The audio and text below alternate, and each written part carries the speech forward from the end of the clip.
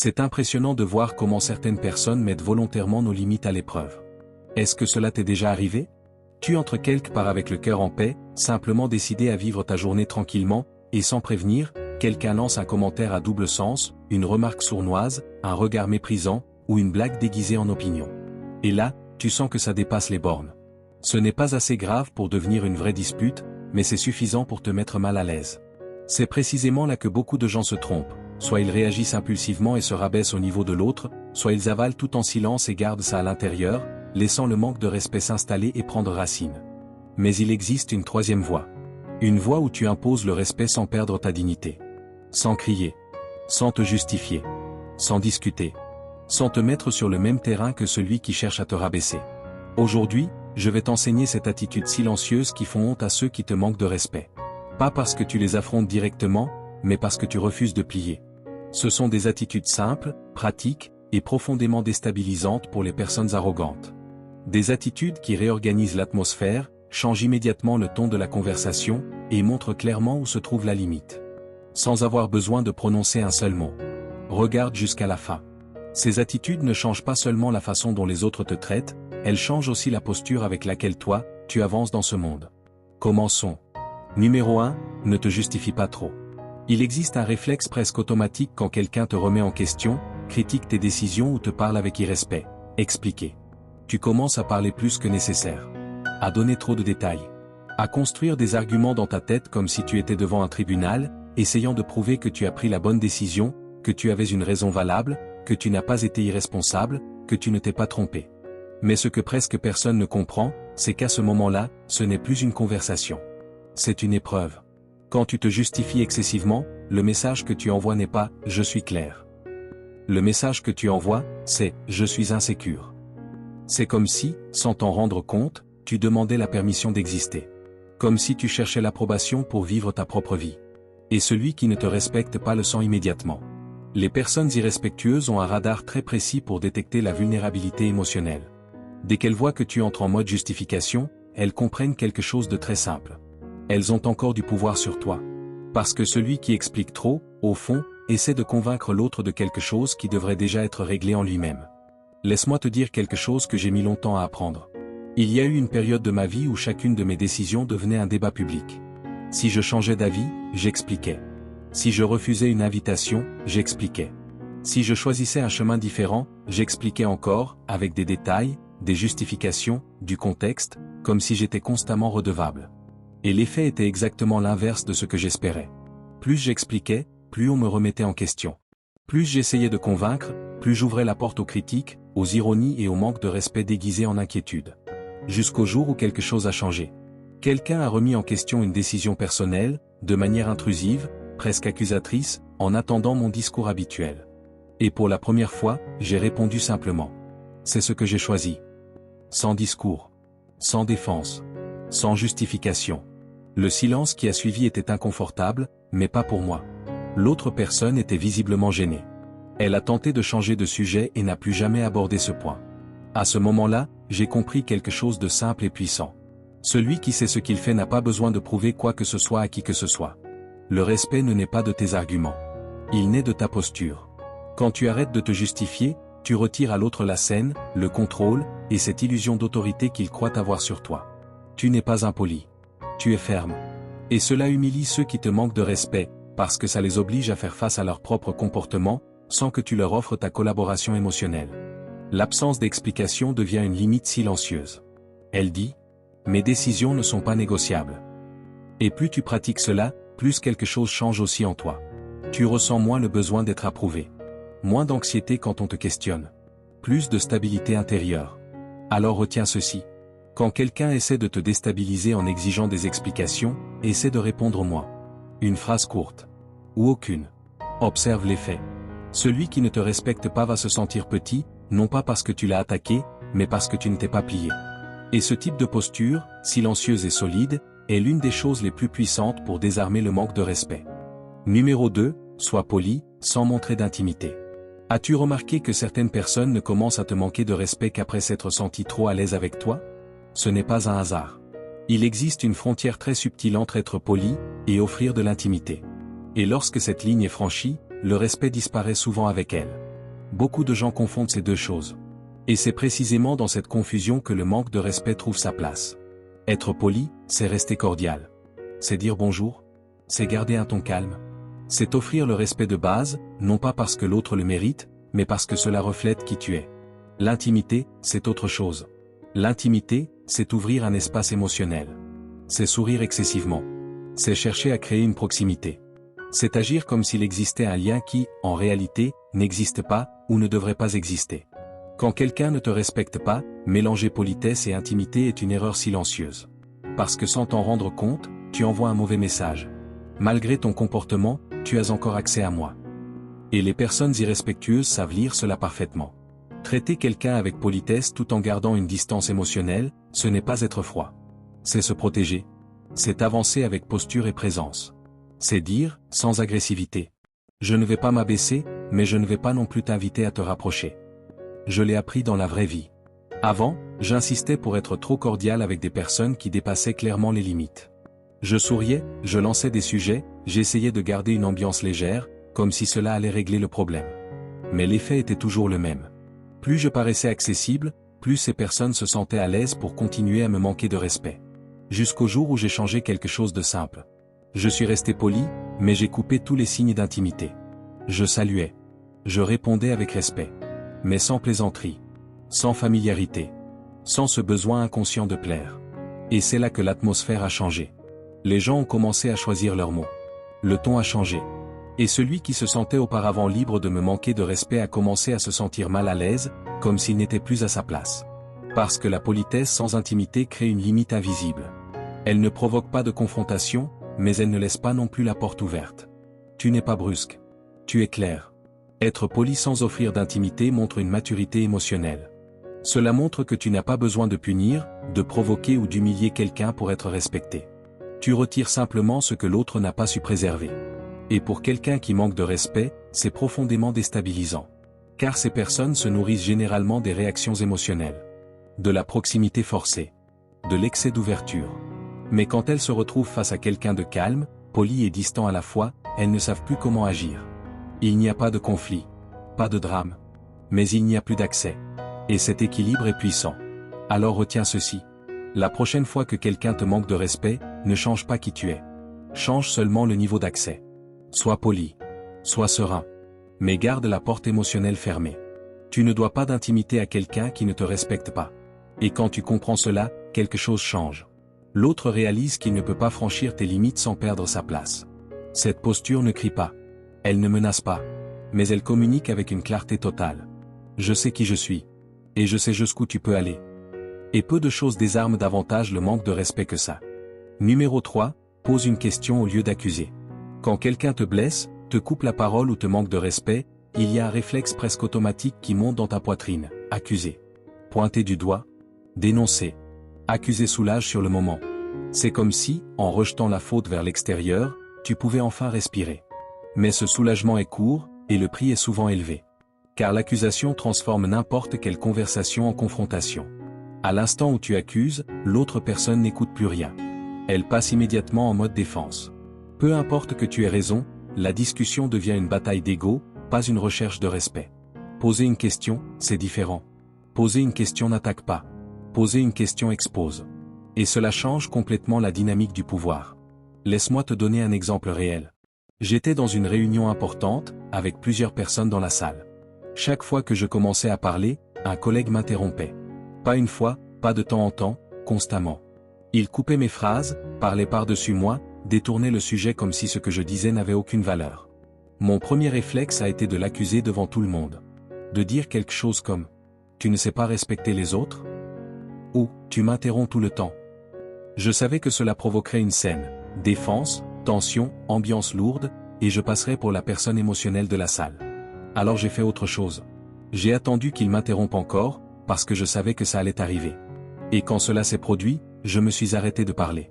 Je l'ai regardé calmement et j'ai demandé, sur un ton neutre, suffisamment fort pour que tout le monde entende. « Est-ce que tu as remarqué que tu viens encore de m'interrompre pendant que je parlais ?»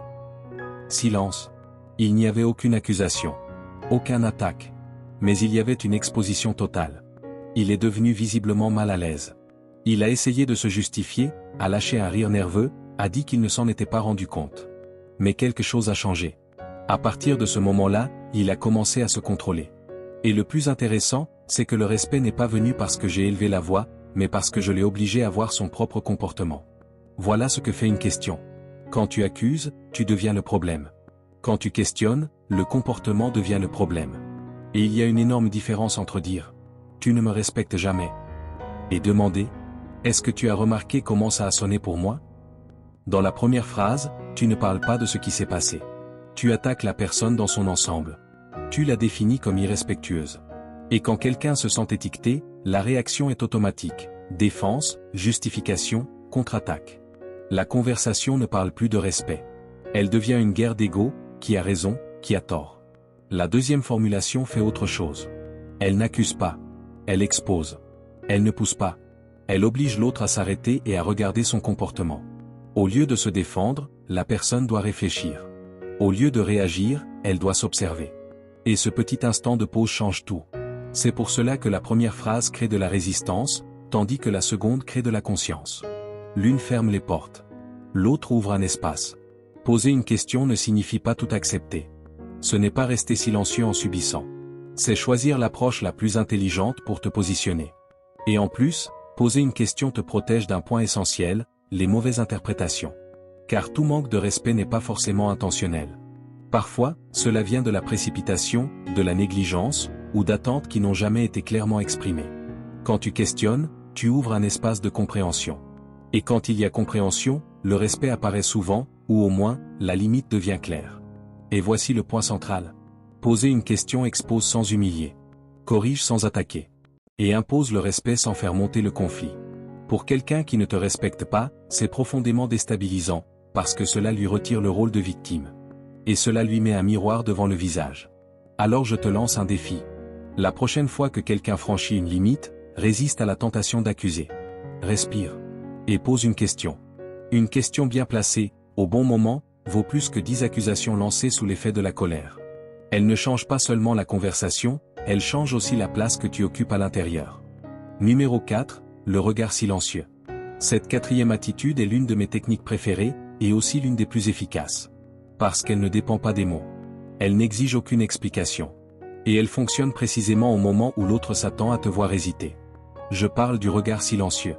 Peu de gens s'en rendent compte, mais lorsqu'une personne te manque de respect, cela s'accompagne presque toujours d'un test invisible. Après une remarque piquante, une provocation déguisée en plaisanterie, ou ce ton condescendant, il y a une courte pause. Et dans cette pause, l'autre te regarde. Il n'attend pas une réponse. Il attend une réaction. Un regard qui se baisse. Un sourire nerveux. Des yeux qui fuient rapidement, comme quelqu'un qui cherche à s'échapper. C'est à cet instant précis que le jeu se décide. Quand tu maintiens un contact visuel calme et ferme, sans détourner les yeux, quelque chose se brise. L'attente d'insécurité ne se réalise pas. La tentative de te déstabiliser ne trouve aucun appui. Et cela change totalement la dynamique. Détourner le regard est instinctif lorsque l'on se sent menacé ou diminué. C'est un réflexe de défense. Le corps cherche à se protéger, et les yeux cherchent une sortie. Voilà pourquoi maintenir le regard a autant d'impact. Pas parce que cela intimide, mais parce que cela communique une chose, la présence. Maintenir le contact visuel, ce n'est pas provoquer. C'est affirmer, sans dire un mot, que tu ne vas pas te rétrécir devant quelqu'un qui cherche à te rabaisser. Et cela met profondément mal à l'aise celui qui comptait sur ton insécurité pour avancer. Je l'ai vu très clairement dans des situations entre amis. Tu connais ce groupe où il y a toujours quelqu'un qui dépasse les limites, pour rigoler. Celui qui lâche des commentaires ironiques, des petites piques, des blagues qui font rire, mais toujours aux dépens des autres. Dans mon cas, c'était presque toujours pareil. Un commentaire piquant en pleine conversation. Puis juste après. C'est une blague, détends-toi. Et ensuite, le regard. Cette personne disait quelque chose et me fixait immédiatement, attendant ma réaction. Elle attendait que je rie avec gêne. Que je baisse les yeux. Que j'entre dans le jeu pour ne pas rendre l'ambiance bizarre. Pendant longtemps, c'est exactement ce que je faisais. Je souriais. Je détournais le regard. Je changeais de sujet. Et sans m'en rendre compte, je lui donnais la permission de continuer. Jusqu'au jour où dans une situation comme celle-là, j'ai fait quelque chose de différent. Le commentaire est arrivé. Le ton était le même. Puis le regard, attendant ma réaction. Cette fois, j'ai maintenu le contact visuel. Je ne l'ai pas regardé avec colère. Je n'ai pas fait une grimace de reproche. Je n'ai absolument rien dit. J'ai simplement tenu son regard. Calme. Présent. Sans soumission. Cela n'a duré que quelques secondes, mais l'effet a été immédiat. La personne a commencé à bouger sur sa chaise. Elle a détourné les yeux en premier. Elle a essayé de changer de sujet. Elle a ri toute seule, comme quelqu'un qui réalise qu'il est allé trop loin. Mais le détail le plus marquant n'était même pas ça. C'était l'atmosphère. Les gens autour ont remarqué. La conversation s'est arrêtée un instant. Il y a eu ce court silence, gênant, dans lequel tout le monde a compris exactement ce qui venait de se passer. Personne n'a parlé. Mais tout le monde était attentif. Non pas parce que j'avais créé une scène, mais parce que je n'avais pas reculé. À ce moment-là, celui qui avait essayé de me manquer de respect s'est retrouvé exposé par son propre comportement. Sans attaque. Sans réponse agressive. Sans explication. Et quand cela arrive, le jeu s'inverse. Car quand tu tiens le regard, tu ne parles pas seulement à celui qui a voulu te rabaisser. Tu parles à toute l'ambiance. Tu montres, sans prononcer un mot, que tu as vu la limite être franchie, et que tu ne vas pas faire semblant de ne pas l'avoir vue. Et cela réorganise l'espace. À partir de là, l'ambiance a changé. Les commentaires ont diminué. Le ton est devenu plus prudent. Cette liberté de manquer de respect, sous forme de blague, a disparu. Parce que tout le monde a compris le message. Quand tu ne réagis pas comme on l'attend, tu brises le scénario de l'autre et tu rends clair, pour tous, où se trouve la limite. Le contact visuel fait quelque chose de très précis. Il rappelle à l'autre que tu es là. Entier. Conscient. Présent. Celui qui manque de respect compte souvent sur ton instabilité émotionnelle, ton malaise, ton langage corporel, pour gagner du terrain. Mais quand tu soutiens le regard, le jeu change. Il est important de comprendre ceci. Le regard n'est pas une arme. C'est un outil. Utilisé avec conscience, il ne crée pas de peur. Il crée une limite. Il ne ferme pas le dialogue. Il le rend honnête. Tu n'as rien à dire. Ton corps parle pour toi. Maintenir le contact visuel, c'est dire sans mots. Je t'ai entendu. Je l'ai remarqué. Et je suis toujours là. Cela oblige l'autre à réfléchir, parce que tu lui enlèves le confort de l'impunité. Il n'y a pas de confrontation, mais il n'y a pas non plus d'échappatoire. Et au fond, c'est exactement de cela que parle cette vidéo. Aucune de ces attitudes n'existe pour humilier, menacer ou dominer quelqu'un. Elles existent pour protéger ta dignité. Parce que celui qui te manque de respect ne s'attend pas à de la fermeté. Il ne s'attend pas à de la conscience, encore moins à de la sérénité. Et lorsqu'il se retrouve face à cela, sans cri, sans agressivité, sans justification, alors le respect trouve enfin l'espace pour apparaître. Ou, au minimum, le manque de respect recule. Numéro 5, montre que tu as des options. Les gens sentent quand tu as besoin de rester. Et quand ils le sentent, ils commencent à tester jusqu'où ils peuvent aller. Il y a une vérité simple, mais inconfortable derrière cela. Dès que quelqu'un réalise que tu dépends de cette relation, de ce travail ou de cet environnement, le respect commence à te glisser entre les doigts. La dépendance change toute la dynamique. Elle te met dans une position d'attente, d'acceptation, de tolérance excessive. Et les personnes irrespectueuses le détectent très vite. C'est pourquoi montrer que tu as d'autres options est l'une des attitudes les plus puissantes qui existent. Et je veux clarifier quelque chose immédiatement. Montrer que tu as des options, ce n'est pas menacer. Ce n'est pas manipuler. Ce n'est pas essayer d'impressionner ou d'humilier quelqu'un. C'est une posture. C'est une vie en mouvement.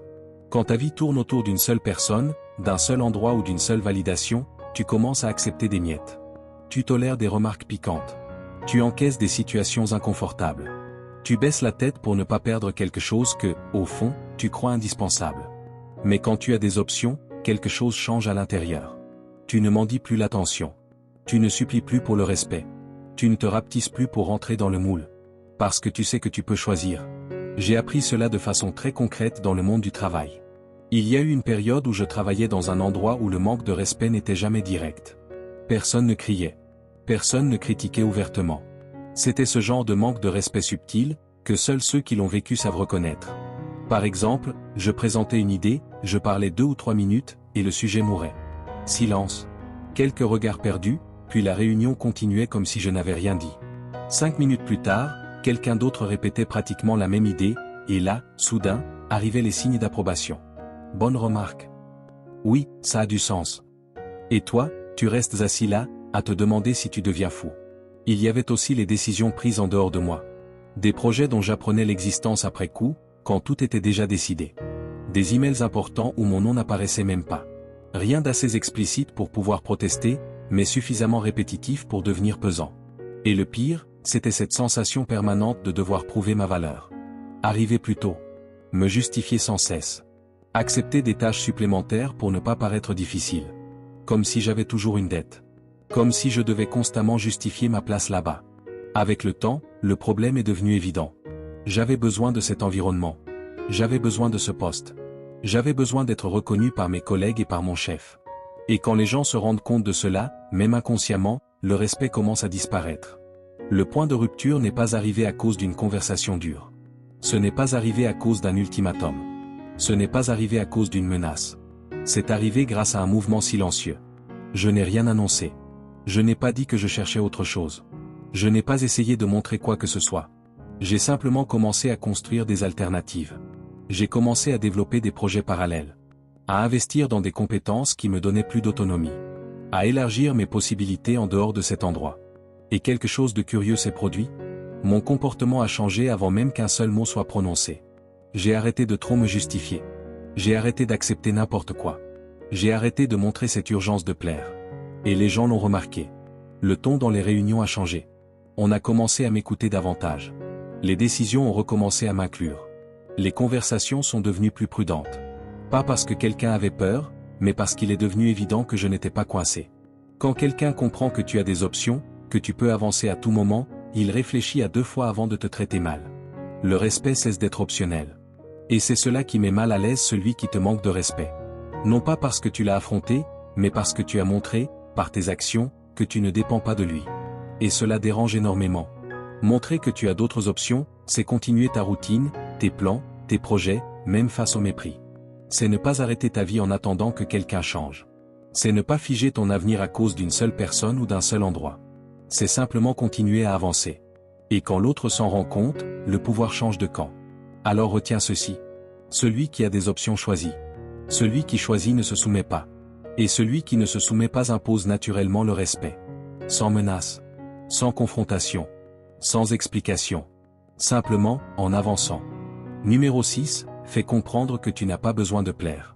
Combien de fois t'es-tu manqué de respect à toi-même simplement pour ne pas déranger quelqu'un? À chaque fois que cela arrive, quelque chose change dans la relation, et presque toujours, le respect est la première chose qui disparaît. Quand tu dis oui alors que tu voulais dire non. Quand tu ris pour éviter un malaise.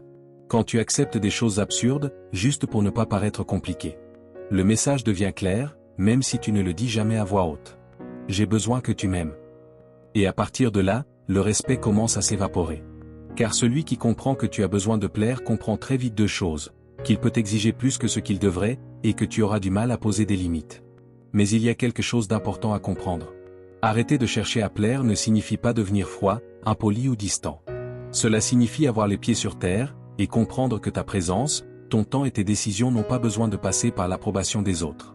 Tout le monde ne sera pas d'accord avec toi. Tout le monde ne soutiendra pas tes choix. Et c'est normal. L'inconfort que cela provoque chez les autres n'est pas ta responsabilité. Moi, j'ai mis beaucoup de temps à le comprendre. J'ai grandi en croyant que pour avoir de la valeur, je devais être accepté. Que plaire était le chemin le plus sûr pour appartenir. Que dire oui gardait les gens près de moi, et que dire non mettait tout en danger. Et cette idée s'est glissée dans ma vie d'adulte sans même que je m'en rende compte. J'acceptais des invitations alors que j'étais épuisé, juste pour ne pas paraître distant. J'allais à des rencontres auxquelles je n'avais aucune envie d'aller. Je restais plus longtemps que je ne pouvais supporter. Je riais à des choses qui n'étaient pas drôles. Dans mes amitiés, par exemple, j'étais toujours disponible. Je répondais vite. J'écoutais des confidences interminables. J'annulais mes propres plans pour aider. Mais quand moi j'avais besoin de quelque chose, la réponse arrivait tard. Quand je parlais, on changeait de sujet. Quand je disais que j'étais fatigué, on me répondait « Allez, mais c'est rapide ». Et cela s'installe petit à petit. Des messages tard dans la nuit, comme si ton temps ne valait rien. Des services demandés à la dernière minute, toujours avec cette attente implicite que tu vas régler le problème. Et quand, pour une fois, tu ne peux pas, arrive le silence. Ou le ton froid. Ou cette culpabilité subtile, comme si tu avais brisé une règle qui n'a jamais été dite. C'est ça, le manque de respect déguisé. Ce n'est pas violent. Ça ne crie pas. Mais ça se voit dans la manière dont on abuse de ta disponibilité. Et plus tu essaies de plaire, plus cet espace se remplit. Jusqu'au jour où j'ai commencé à changer quelque chose de simple. J'ai commencé à dire non quand ça n'avait aucun sens. J'ai arrêté de trop justifier mes décisions. J'ai arrêté de rire automatiquement de tout. Je n'ai pas fait de discours. Je n'ai pas annoncé un changement. J'ai simplement cessé de me trahir pour maintenir le confort des autres. Et là, tout a basculé. Certaines personnes ont été surprises. Elles se sont senties gênées. Elles se sont éloignées. Mais d'autres ont complètement changé leur manière de me traiter. Les messages sont devenus plus respectueux. Les demandes de service sont arrivées avec plus de précaution. Le ton a changé. Parce que lorsque tu montres que tu n'as pas besoin de plaire, tu montres aussi que personne ne peut t'utiliser émotionnellement. Et c'est cela qui fait honte à celui qui te manque de respect. Pas parce que tu l'as affronté, mais parce que tu es sorti du rôle de la personne toujours disponible, toujours compréhensive, toujours adaptable. Quand tu n'as pas besoin de plaire, personne ne peut te manipuler avec la peur du rejet. Et quand cette peur disparaît, le respect retrouve sa place. Si tu ne retiens qu'une seule chose de cette vidéo, retiens celle-ci. Tu n'as pas à sourire quand tu es épuisé. Tu n'as pas à tout accepter pour ne pas paraître antipathique. Tu n'as pas à te justifier pour éviter que quelqu'un se vexe. Arrêter de chercher à plaire ne t'isole pas. Cela t'aligne. Et quand tu es aligné avec toi-même, le monde apprend très vite jusqu'où il peut aller avec toi. Numéro 7, ne laisse pas le manque de respect te transformer. Il y a quelque chose de plus dangereux que le fait qu'on te manque de respect. C'est de devenir quelqu'un de plus petit à cause de ça. Parce que quand quelqu'un te traite mal, l'attaque ne reste pas seulement à l'extérieur. Elle essaie d'entrer. Elle essaie de contaminer ta posture, ton langage, ta manière de marcher, de regarder, d'exister. Le vrai jeu du manque de respect n'est pas de t'humilier devant les autres. C'est de faire en sorte que tu sortes de cette situation en te sentant plus petit que lorsque tu y es entré. C'est pour cela que garder la tête haute n'est pas une question d'apparence. C'est une question d'éthique. Quand quelqu'un te manque de respect, l'objectif n'est presque jamais uniquement ce qui a été dit. L'objectif, c'est ce qui vient après, te faire douter, te faire rétrécir, te mettre en mode défense permanente. Mais à l'instant où tu gardes ta posture, épaules solides, regard clair, présence entière, quelque chose de puissant se produit. L'attaque ne trouve plus d'endroit où s'installer. Tu n'as pas besoin de répondre. Tu n'as pas besoin d'expliquer. Tu n'as rien à prouver. Tu tiens bon. Et cela déstabilise profondément celui qui s'attendait à te voir réagir, te justifier ou te corrompre émotionnellement. Je l'ai compris le jour où j'ai réalisé que mon plus grande erreur n'était pas le commentaire de l'autre. Mon erreur, c'était de laisser ce commentaire façonner la personne que je devenais ensuite. Il y a eu des situations dans ma vie où quelqu'un insistait avec de petites provocations. Rien de direct. Rien d'explicite. Toujours à la limite de la blague, du sarcasme acceptable, de l'ironie socialement tolérée. Et pendant longtemps, cela m'affectait plus que je ne voulais l'admettre. Je sortais de ces interactions plus tendues, plus fermées, plus sur la défensive. Jusqu'au moment où j'ai eu une prise de conscience. Si je changeais à cause du manque de respect, alors le manque de respect gagnait. Alors j'ai pris une décision simple, mais définitive. Je n'allais pas laisser le manque de caractère des autres dicter ma posture. J'ai commencé à entrer dans les endroits exactement comme j'en sortais. Tête haute. Pas ferme. Regard clair. Et si une remarque déplacée arrivait, elle frappait, mais ne trouvait aucun espace en moi. Elle ne devenait pas une réponse agressive. Elle ne devenait pas du ressentiment. Elle ne devenait pas une transformation de mon identité. Et il se passe quelque chose d'étrange quand tu fais cela. Celui qui essaie de te rabaisser commence à se sentir déplacé. Parce que ces gens comptent sur ta réaction pour se sentir plus grand. Ils comptent sur ton agitation intérieure pour justifier leur propre comportement. Mais quand cela ne se produit pas, leur pouvoir s'évapore. Garder la tête haute, c'est refuser l'invitation à devenir amer, réactif ou dur à l'intérieur. C'est dire, en silence, « Tu ne vas pas me façonner ». Et ce n'est pas de l'arrogance. C'est de l'intégrité. Tu ne te crois pas supérieur à qui que ce soit. Tu restes entier. Et voici une vérité que peu de gens disent. Le respect de soi commence le jour où tu décides de ne plus payer le prix émotionnel de l'ignorance des autres. Ne pas porter l'attaque. Ne pas ruminer l'offense. Ne pas laisser le manque de respect devenir une partie de ta personnalité. Marcher la tête haute, c'est marcher avec ton caractère intact. C'est traverser des environnements hostiles sans devenir toi-même hostile. C'est sortir des conflits sans cicatrices intérieures. Et ça, c'est la vraie force. Alors retiens ceci. Le monde peut essayer de te plier, de te provoquer, de te réduire. Mais il ne gagne que s'il parvient à te faire perdre ta propre posture. Tant que tu gardes la tête haute, personne ne te vainc réellement. Parce que le respect commence par toi. Si cette vidéo t'a renforcé, écris dans les commentaires. Je ne négocie pas mon respect. Celui qui se respecte ne s'explique pas, ne se plie pas, et ne se corrompt pas. Et si tu n'es pas encore abonné, abonne-toi maintenant. Le stoïcisme ne change pas le monde. Il change la personne que tu es à l'intérieur du monde. Merci d'avoir regardé.